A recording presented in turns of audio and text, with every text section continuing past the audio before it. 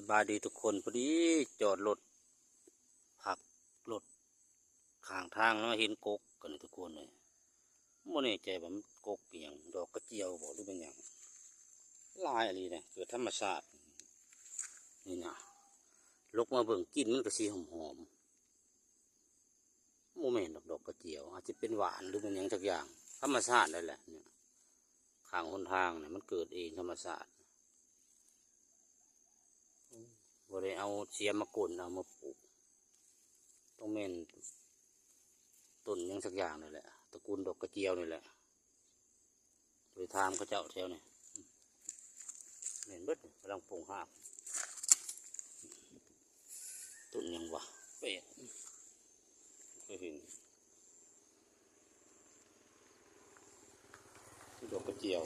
เป็นไปเบิดเลยเต็มไปเบิดเลยแถวทางต้นมะขามงามนั่นนี่กันคนบักลายนี่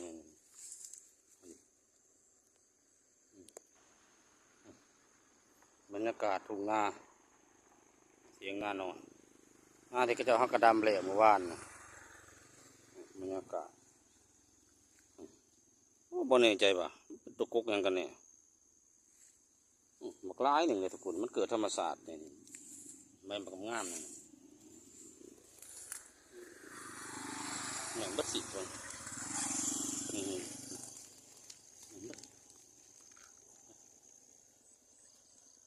เกิดยายไปตัวเลยแต่ผมมียังลายสักคนในคลิปนี้ก็ได้เห็นต้นไม้หรือว่าพืชพันธุ์พืชที่มันเกิดธรรมชาติก็เลยว่าถ่ายมาแชร์ให้เบิ่งน้ำกันทุกคนมันโมเน่ใจมันเป็นดอกกกดอกกระเจียวหรืออย่างหรือว่าเป็นหวานนี่สักอย่างนี่แหละเนาะบรรยากาศสุดยอดเลยทุกคนเนี่ยมันเช้าเตะขึ้นตะเวนขึ้นเลย6 โมงเช้าเฮากะนำขบวนออกมาหอดจุดนี่เฮากะจุดที่ว่าเคยจุดจอดผักรถน้ำมุมนี่บรรยากาศทุ่งนาเนี่ยามมื้อเช้าบรรยากาศดีขนาดเลยป่าตอกป่าติบ่มีเห็ดออกบ่แถวนี่เห็ดปวกออกเข้าว่าช่วงนี่บ่ออกบ่แถวนี้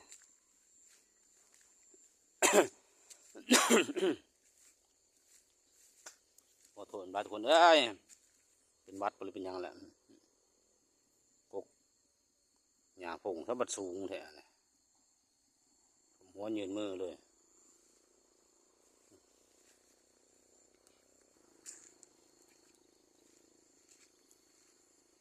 กกดูพอได้เป็นโฮมขางคนทางก็สิเดินทางต่อทุกคนเลย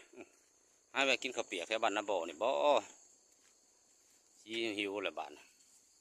โอเคหิวแล้วพบกันใหม่คลิปหน้าเด้อทุกคนเดินทางต่อก่อนที่ดินติดเกือบ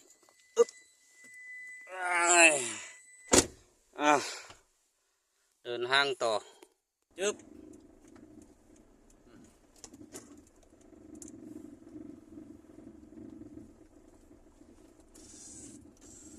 เปิดนี่จักว่าก่อนนะจากจะเปิดเอาอาการโล่งๆเศร้านะเปิดเอาอากาศธรรมชาติ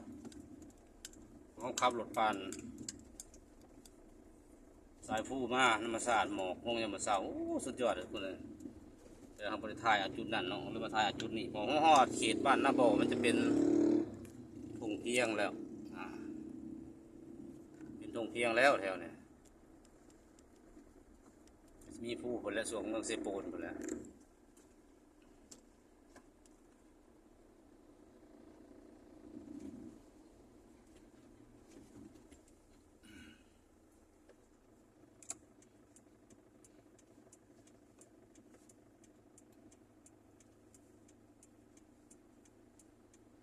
ขบวนข้าเจ้าก็เริ่มออกแต่จุดมอเตอร์ไฟจุดบันนาบ่อขบวนไอ้น้องเขาปล่อยเมื่อละ4 คันนำมาหอนอีกกันเปิดเขาเมื่อได้เนาะเปิดเขาเมื่อตามใจเขาบันทางใหญ่เขานำขบวนหอดตัวนี้หอดจุดนี้นะ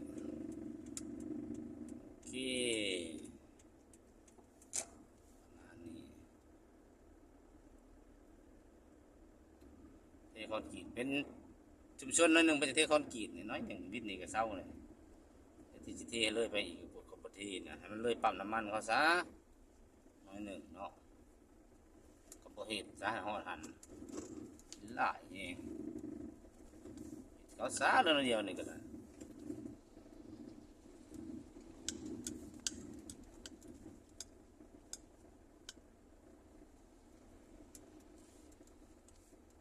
ถนนหนทางจากหน้าบอเขาพิละก็สิมองดีแน่มองเป็นขุขะเป็นลุ่มเป็นบ่อเนาะว่าเพิ่นเฮ็ดถนนยังบ่แล้วเถื่อทุกคนเอ้ยยังมองเป็นลุ่มเป็นบ่อก็ลายโอเคทุกคนเดี๋ยวติดตามคลิปต่อไปเด้อเนาะตาลายเลยแหละลุ่มกับต้นเต้นกับบับอยู่